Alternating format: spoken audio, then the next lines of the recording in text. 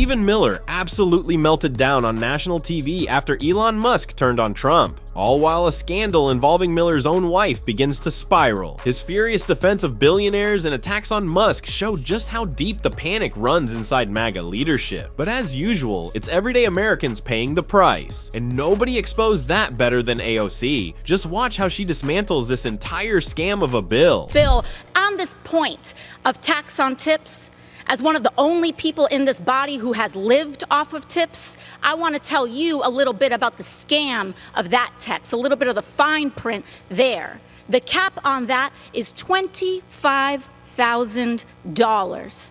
While you're jacking up taxes on people who make less than $50,000 across the United States, while taking away their SNAP, while taking away their Medicaid, while kicking them off of the ACA and their health care extensions. So if you're at home and you're living off tips, you do the math.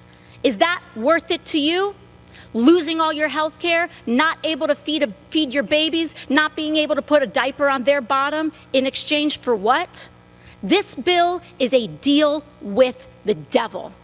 It explodes our national debt. It militarizes our entire economy, and it strips away health care and basic dignity of the American people. For what? To give Elon Musk a tax break and billionaires the greedy taking of our nation. We cannot stand for it, and we will not support it. You should be ashamed. AOC absolutely nails it here, calling out the cruel scam buried in this so-called tax relief bill. Republicans are selling the no tax on tips line like it's some working class win, but the fine print reveals what it really is, a giveaway to billionaires, while gutting the very safety nets working families rely on. It's a bait and switch. As AOC points out, if you make under $50,000 and depend on Medicaid, SNAP, or ACA coverage, this bill hits you hardest. For what? A $25,000 cap in tip exemptions that you'll never actually see, while hedge fund managers write off their income as tips. It's insulting. And all the while, billionaires like Elon Musk and corporate giants keep getting richer on the backs of everyday Americans. This isn't about fairness, it's about greed, plain and simple. And Jamie Raskin, he wastes no time teeing up what Stephen Miller had to say next. Let's hear that takedown. Mr. Speaker, I found the preamble to this big ugly bill.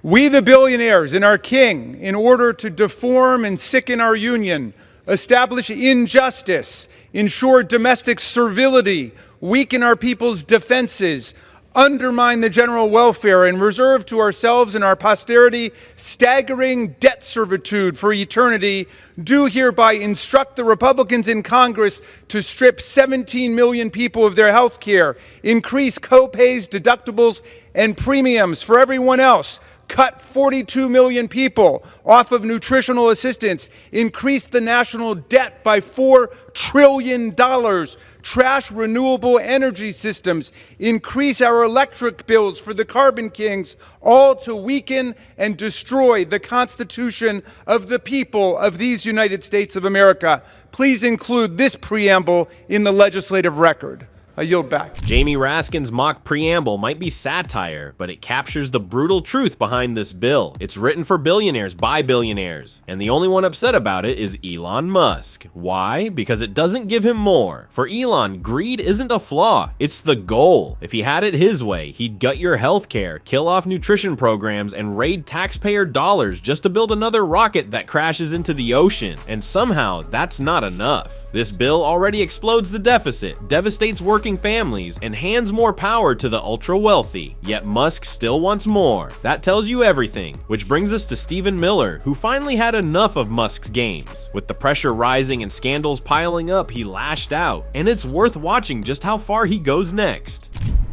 Stephen, I'm going to ask you what I just asked Secretary Bessent about Elon Musk's threat today and yesterday to primary Republicans who campaigned for fiscal restraint yet voted for the big, beautiful bill. He is furious for a lot of reasons, but is mostly citing the failure to rein in costs and spending. Your reaction to this tonight? Well, this is the largest spending cut, Laura, in American history. Think about what's in this bill. The largest tax cut and reform in American history. The largest spending cut in American history. The largest welfare reform in American history. the largest reduction in federal spending ever achieved in a single bill, and then it also includes the most robust, comprehensive border security and immigration enforcement package we've ever seen, one that will allow us to deport millions upon millions of invaders. To oppose this bill is to support the invasion. To oppose this bill is to support the continued giveaways and freebies to cheaters and scam artists. To oppose this bill is to support a 68% tax hike on the American public, and is also to oppose this bill is to support a deprivation of all of the tax benefits that President Trump is fighting to deliver to the middle class, like no tax on tips, no tax on Social Security, no tax on overtime.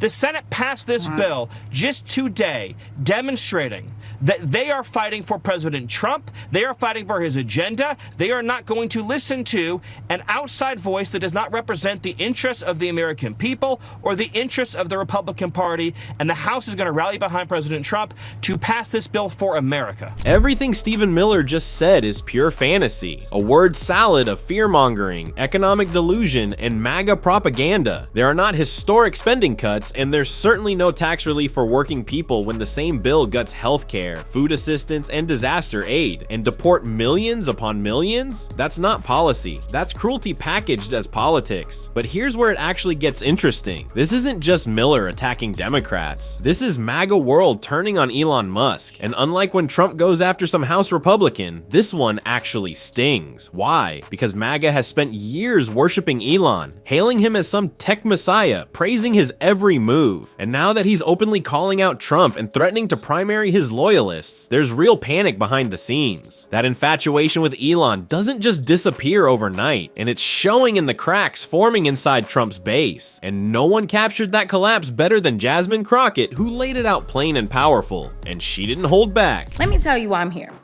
I'm here fighting for people in my district because Republicans are willing to sell out working and struggling folks in my district, and frankly, theirs too, to appease billionaires and big corporations. Now, I know we've had a lot of talk about how much SNAP costs a day, and the fact is that it's only $6 a day that a person gets when they get SNAP benefits, but we've not talked about the cost of Medicaid. It costs approximately $10 a day to ensure a kid gets health care through Medicaid. So we're talking about to take care of kids. Let's say they've got SNAP and Medicaid, only $16 a day.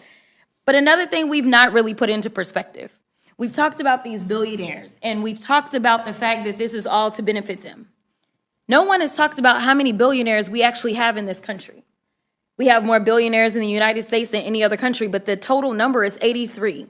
Last time I checked, we have 435 members in the House, and we have 100 members in the Senate, yet somehow 83 people in this country have more representation than the hundreds of thousands that are about to lose their health care as well as their SNAP benefits.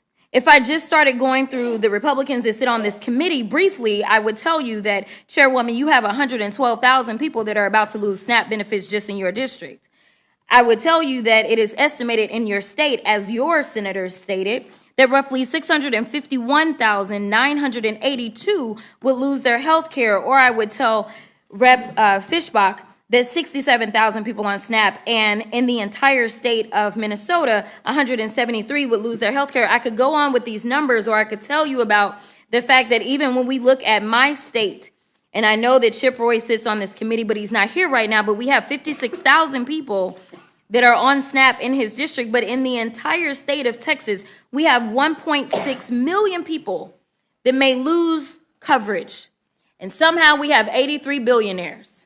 And somehow they have 535 people that are speaking up for them every single day to make sure that when they get married for a second or third or fourth time, that they can go ahead and have another $50 or $60 million wedding. Jasmine Crockett delivers a brutal truth that too many in Congress want to ignore. This government is working harder to protect 83 billionaires than millions of struggling Americans. Her breakdown, from SNAP to Medicaid, exposes the cold, calculated cruelty behind these budget cuts. It's not about fiscal responsibility. It's about prioritizing the ultra-rich over families who rely on $16 a day to feed and care for their kids. And the fact that Republicans are willing to sacrifice their own constituents to serve billionaires says everything. Jasmine isn't just calling it out, she's naming names, and she's far from over. Instead of protecting access to these programs. You're cutting them to help billionaires who pay less in taxes than some of the teachers in our country. You claim to want a tax system and budget that helps people,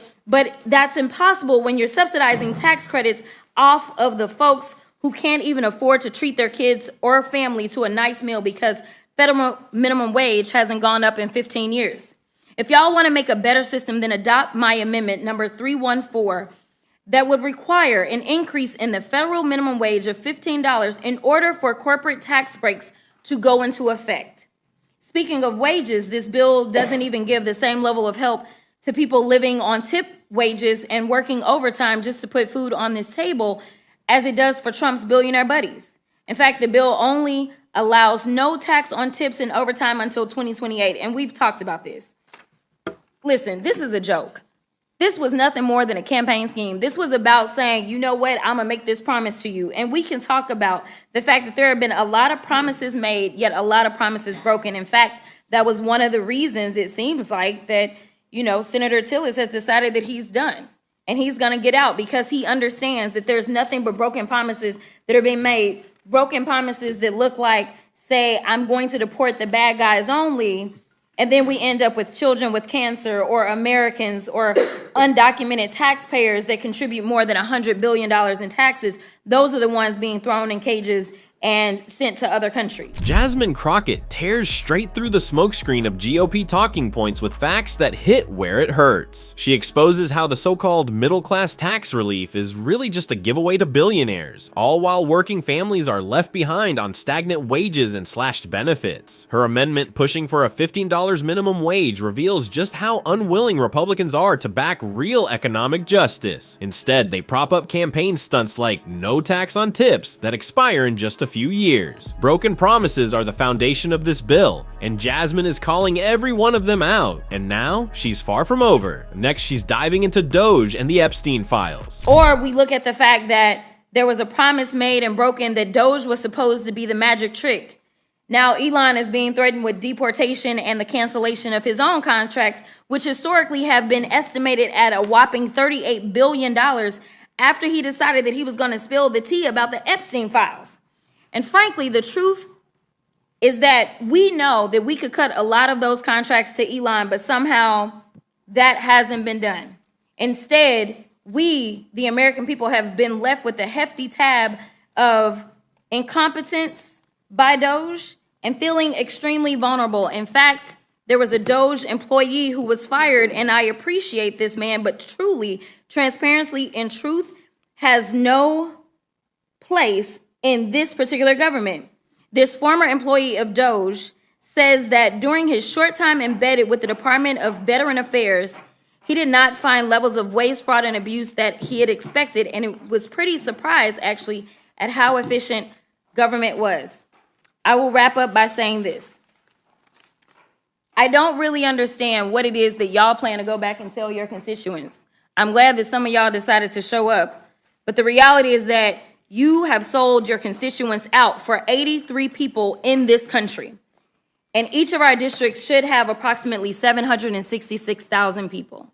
How is it that you can explain that we still are running up the credit card and we have nothing to show for it except for the fact that we won't have food on the tables and we won't have health care? And with that, I will yield. Jasmine Crockett isn't just calling out corruption, she's exposing the rotten foundation of this entire operation, from broken promises about Doge being some revolutionary government fix to the billions funneled to Elon Musk while vital services are slashed. She lays bare just how far Republicans have gone to serve the ultra-rich at the expense of everyone else. Her indictment is brutal and deserved. 83 billionaires have more sway in this country than millions of everyday Americans struggling to afford food, housing, and health care. And when whistleblowers are fired for speaking truth about how efficient government can actually be, you know the rot runs deep. Jasmine's warning is clear. The American people are paying the price for greed, incompetence, and political theater. Make sure to like and subscribe. We've got plenty more to break down. And in the next video, a high-profile resignation could shake up the entire election landscape.